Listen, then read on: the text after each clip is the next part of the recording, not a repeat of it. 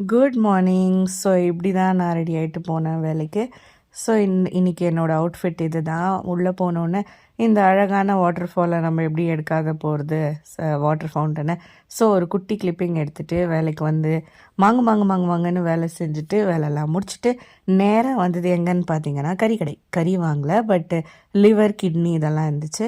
So சூப்பராக அதை வாங்கிட்டு வந்து ஒரு தொக்கு மாதிரி பண்ணிவிட்டு அது கூட வந்து ஒரு சப்பாத்தி செய்யலாம் அப்படின்னு சொல்லிட்டு நான் சப்பாத்தி மாவு எடுத்தேன். கோதுமை மாவு தான், மைதா மாவு கிடையாது. பட் ஆனாலும் அது ஒரு பரோட்டா மாதிரி செய்யலாம், எப்போவுமே இருக்கிற மாதிரி நார்மலான சப்பாத்தி வேண்டாம் அப்படின்னு சொல்லிட்டு ஒரு ஃப்ரில்லாக வரட்டும் அப்படின்னு அதை ரவுண்டாக பண்ணி அதை லேயராக பண்ணி அதுக்கப்புறமா நான் வந்து அதை திரட்டிட்டேன். ஸோ இந்த மாதிரி பண்ணும்போது இன்னும் கொஞ்சம் சாஃப்டாக லேயர்டாக இந்த சப்பாத்தி எனக்கு இருந்துச்சு.